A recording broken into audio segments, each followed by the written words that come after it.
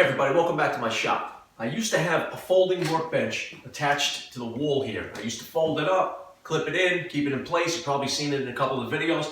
I would unclip it, I'd fold it down, it had two legs that came out. It was on a piano hinge attached to the wall, and it would save me some space. Now that the shop got a little bigger and I can afford to put some more legs on this folding up, I can leave it against the wall and I can have it serve as an outfeed table for my new table saw. Now I've already gone ahead and measured the height of the floor to the table on the new table saw, the Delta. It's 37 inches. So what I'm going to do is I'm going to give that about an 1/8 or 1/16 of an inch less for the outfeed table so that when the wood comes off the back of the table, it's not going to contact the outfeed table and jam up the wood. We want it to slide over it, perfect, and lay on it and drop down just about 1/16 of an inch when the cut's made. I could also use it as a portable workbench, and I won't have to set up, when I did smaller projects, I don't have to set up those folding sawhorses or anything like that. So what I'm going to do, I already got one side done since it was in the wall. I just got some carriage bolts and some lock nuts and washers ran through the 2x4s on this side. And what I'm going to do now is I'm just going to set up this side,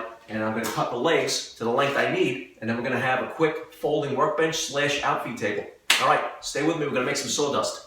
First thing I want to do is remove this part of the apron that acted as the wall support. It has a piano hinge on it. I'm going to take that off and reuse it for another project. So let's get started on that.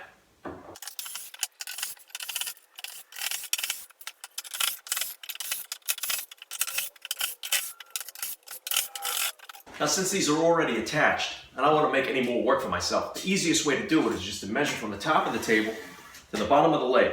We got 42.5.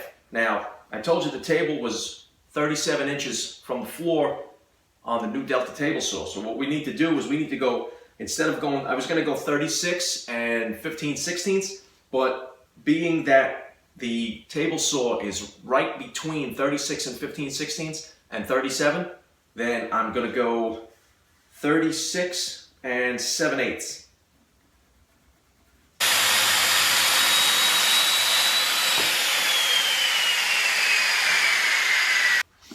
First thing I'm going to do before I flip it over is install a brace in between the apron here, or the side rails, whatever you want to call them, just to give it a little more rigidness.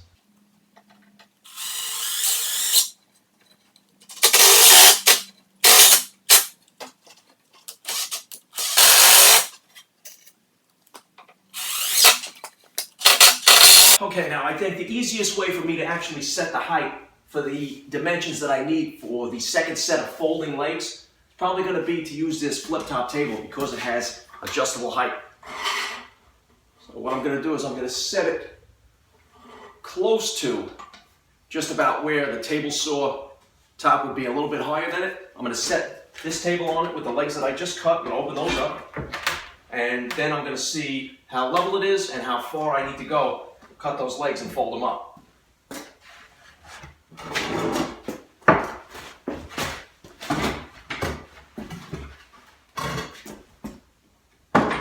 Okay, let's say we got pretty close on the first shot. All right, these legs are open. So now what I'm going to do is measure the height here, right where I want to be, below 37. It's perfect.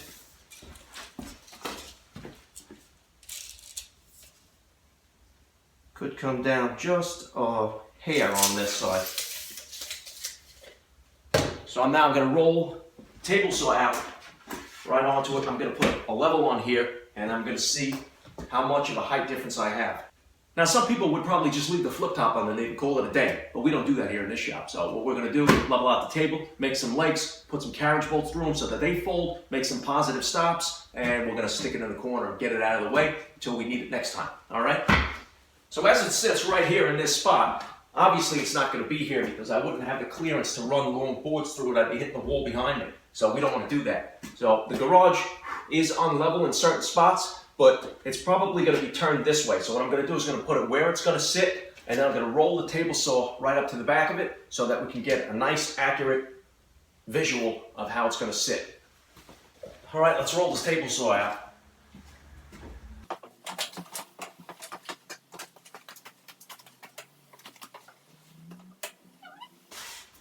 Okay, so as far as where it's sitting right now, through and we have no obstruction to bind it up. We have that little drop, which is what we want. The table's level, and we can drop it right on there. Move the level, and it's going to drop right on there, nice and safe. Got a good distance from the table, from the front of the table to the end of the outfeed table. That's perfect for what I want. Long boards run through there. It's not going to give me that tipping action. I'm going to make nice straight cuts, and it's a lot safer also. All right, so let's figure out how we're going to do the legs now. What we need to do, since the table's level where it is, and this is probably just about the spot it's going to sit every time, and it's not going to change much if I move it in a couple of feet this way towards the front of the garage, because it's level all the way up to about 2 feet behind where I'm standing right now. So what I'm going to do is, these have to sit on the inside.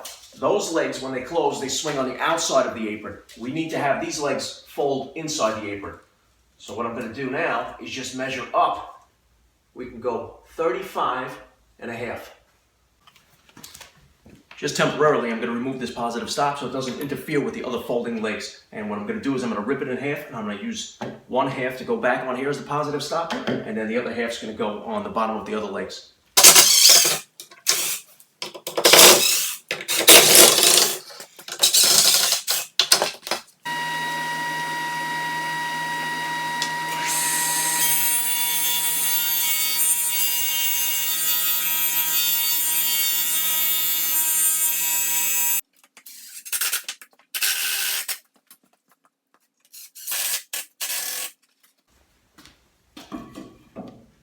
I'm only going to round over one part of the leg. And the reason is when that leg comes in and has to roll out, it'll be able to pivot here. But when I have this flat here, that'll hit the bottom of the table and cause it to stop.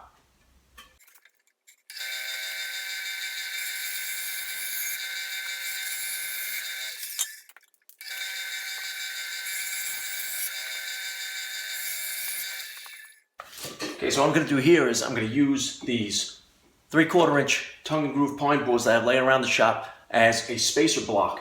And what I'm going to do is put a clamp on there, and that'll give me the distance that I need for this thing to travel with a carriage bolt through it, and also help me hold it in place while I drill it. This way I don't make any errors. So there's my spacer. Put it up like that, and I'm going to clamp it.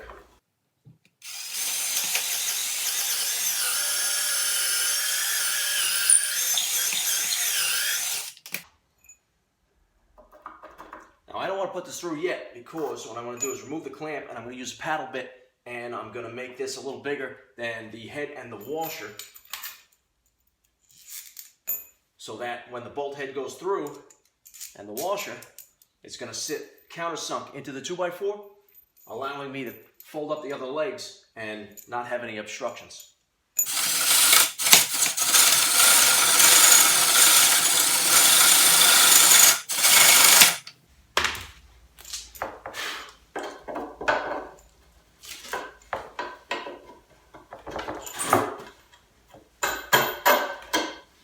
Perfect, that's exactly what I want. Completely flush, I won't have any obstructions with the other legs. What we're going to do is thread it through.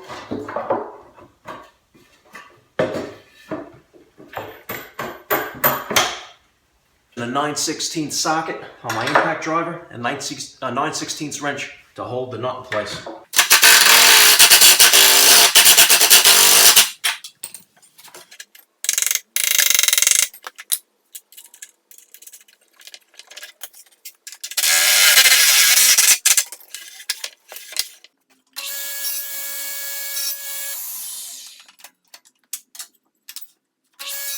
Now these stop blocks are going to be screwed in right to the leg here, so when I open this side of the leg assembly, it's going to stop right on the part of the apron on the bottom of the table. That's going to give me a positive stop. But I really don't want them to go anywhere, so I am going to put some wood glue also.